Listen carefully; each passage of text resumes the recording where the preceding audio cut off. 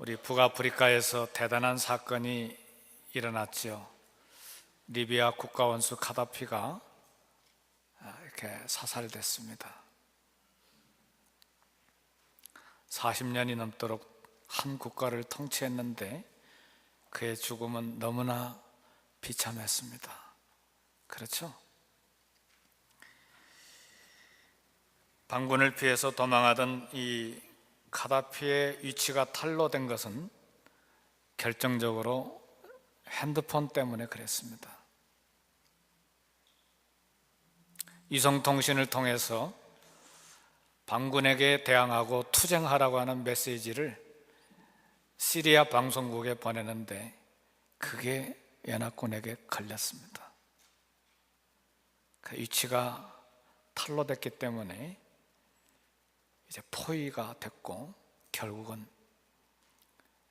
이렇게 죽었습니다. 이 아침에 성도 여러분, 제가 보는 관점이 좀 다릅니다. 카다피 국가원수가 사살된 것은 셀폰 때문에 이렇게 죽은 것이 아니고, 제가 보는 관점은 말을 들을 수 있는 귀가 없었기 때문에 죽었다, 이렇게 생각하기를 원해요. 왜냐하면 카다피 주변에 권력을 잡고 있었던 여러 사람들이 권력을 이양하라고 많이 조언을 했어요. 근데 그 조언을 들을 귀가 없었습니다. 세계 여러 지도자들도, 여러 나라의 지도자들도 그에게 백성 죽이지 말고 권력을 이양하라고 하는 조언을 많이 했는데 그 말을 들을 귀가 없었기 때문에 결국은 비참하게 죽었습니다. 그 뒤를 들을 귀를 갖지 아니하고 자신을 보호하기 위해서 황금으로 된 권총을 들고 있었는데 그 권총이 그의 목숨을 보호하지를 못했어요. 평생 잘 살려고 1,500억 달러에서 2,000억 달러를 축적해놨는데 그 재산이 그의 생명을 보호하지를 못했습니다. 들을 귀가 없었기 때문에 죽었습니다. 사랑하는 성도 여러분, 저는 생각을 합니다. 우리 북한에 김정일 국방위원장이 있는데 아마 그 양반도 들을 귀가 없는 것 같아요. 주변에 중국, 러시아, 일본, 미국, 그리고 남한 수많은 국가의 지도자들이 그렇게 하지 말라고, 그러면 편안하지 못할 것이라고 수많은 조언을 많은 세월 동안 조언했음에도 불구하고 듣지 않고 있습니다. 들을 귀가 없다는 말이죠. 독재자들의 일반적인 경향은 남의 말을 듣지 않습니다. 그래서 언젠가 갑자기 그도 생명이 끝나는 날이 올 텐데, 만일 생명이 끝난다면 뭐 때문에 생명이 끝날 것인가? 들을 귀가 없기 때문에 생명이 끝나게 될 것입니다. 그렇다면 오늘 말을 듣는 귀가 얼마나 소중한지, 오늘 저와 여러분들도 들을 귀가 있기를 주의 이름으로 축복합니다. 특별히 이 시간에 우리가 생각하려고 하는 것은 하나님의 말씀을 들을 수 있는 귀가 있기를 바랍니다. 온 우주에 사무치는, 천지를 진동하는 하나님의 말씀이 계속해서 우리 귀에 쏟아지고 있는데 그 말씀을 들을 수 있는 귀가 저와 여러분에게 있기를 주의 이름으로 축복합니다. 오늘 본문의 말씀을 보면 예수님이 두로 지방에서 사역을 마치시고 시돈 땅을 통과하시고 그리고 그 옆에 대가볼리를 통과해서 다시 갈릴리 해변 동편에 도착하셨습니다. 이때 사람들이 한 신체 장애자를 예수님 앞에 데리고 왔는데, 이 신체 장애자는 두 가지가 막혀 있었습니다.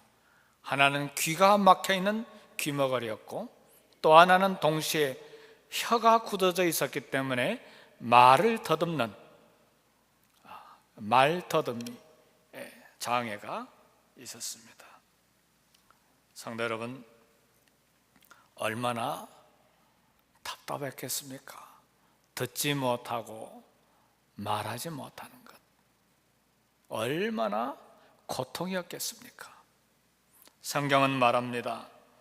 귀를 막고 가난한 자가 부르짖는 소리를 듣지 아니하면 자기가 부르짖을 때에도 들을 자가 없으리라.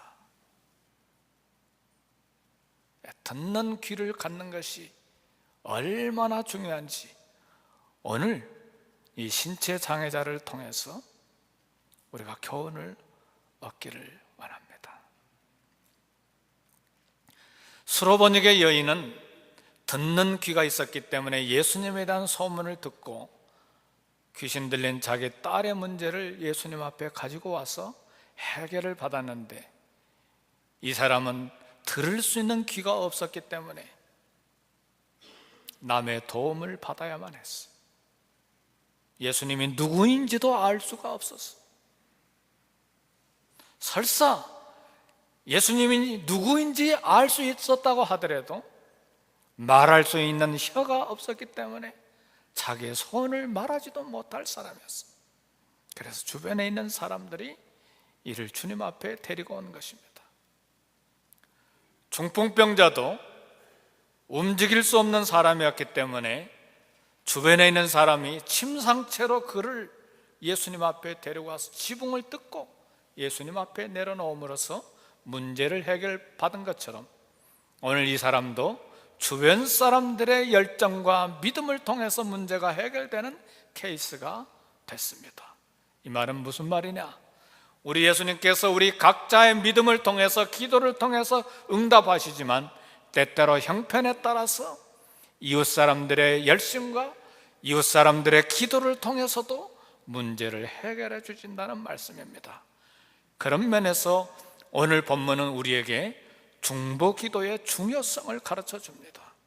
사랑하는 성도 여러분, 중보기도는 나를 위한 기도가 아니고 이웃을 위한 기도요, 다른 성도들의 필요를 대신해서 하나님 앞에 간구함으로 해결을 받는, 응답을 받는 기도가 중보기도입니다. 오늘 우리는 중보기도를 많이 해야 될 책임이 있습니다. 성도 여러분, 철의 장막인 소련이 어떻게 무너진 줄 아십니까? 참 놀라운 사실은, 제가 선교사로 파송되기 전에 러시아 소련에서 사역을 하다가 온 박시경 선교사님이라고 하는 분이 우리 선교사 후보생들에게 여러 가지를 강의하던 중에 미국에 있는 성도들, 전 세계에 흩어져 있는 성도들이 소련의 철의 장막이 무너지기를 위해서 얼마나 많이 기도하고 있는지 모른다는 그런 소식을 들었는데, 그 훈련을 받고 그 이듬해 1991년에 제가 브라질 땅에 선교사로 도착했는데, 5월 달에 도착했는데 12월에 불과 7개월 만에 철의 장막이 무너졌습니다. 그 누구도 1991년 12월에 철의 장막이 무너지리라고는 그 누구도 상상하지 못하는데, 마침내 무너진 현실이 우리 눈앞에 생생하게 다가왔었습니다. 중보기도 강력한 힘이 있습니다. 오늘 우리는 북한을 위해서도 중보기도해야 합니다. 권력을 잡고 있는 저들의 마음이 무너지도록, 동토의 땅, 얼어붙은 땅이 무너지도록 우리는 밤낮으로 중보기도해야 합니다. 우리 코리아타운을 위해서도 기도하고, 그리고 LA 땅을 위해서도 기도하고, 캘리포니아와 미국 땅, 전 세계 선교지를 위해서, 그리고 우리 주변에 있는 성도들을 위해서도 끊임없이 중보 기도해야 합니다.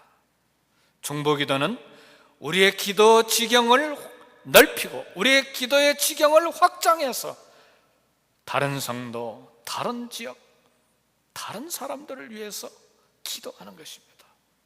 이 기도를 통해서 문제를 해결하는 것을 하나님으로부터 응답받는 놀라운 복이 있기를 주의 이름으로 축복합니다. 그렇게 해서 이 귀머거리요 말 더듬는 혀가 어눌한 사람이 주님 앞에 왔을 때 우리 주님이 하늘을 우러러 보시고 탄식하셨어요. 왜 우리 주님이 탄식하셨을까? 말하지 못하는 고통, 듣지 못하는 고통이 얼마나 컸으면 연민하는 마음을 가지고 동정하는 마음을 가지고 그의 슬픔이 예수님의 슬픔이 돼서 하늘을 우러러 보시고 탄식하셨다는 말이죠. 오늘 우리 주님은 저와 여러분들의 고통을 특별히 우리가 듣지 못함을 인하여, 우리가 보지 못함을 인하여, 우리가 말하지 못함을 인하여 연민하시고 동정하시고 탄식하시고 우리 하나님 아버지 우편에서 기도하고 계신다고 저는 확신하고 믿습니다.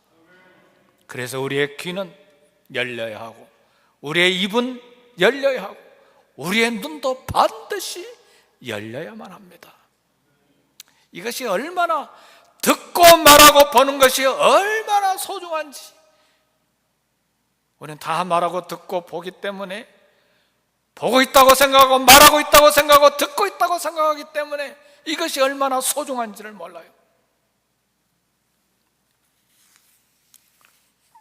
1880년 미국 땅에 한 여성이 태어났는데 참 아름답고 예쁜 여자아이가 태어나는데 난 지 19개월 만에 열병이 났어요. 여러분, 우리 아기들 키울 때 아주 정도 이상으로 뜨거운 열이 생길 때는 위험하잖아요. 이 열병이 얼마나 뜨거웠던지 이 여자아이가 소경이 됐어요. 귀머거리가 됐어요.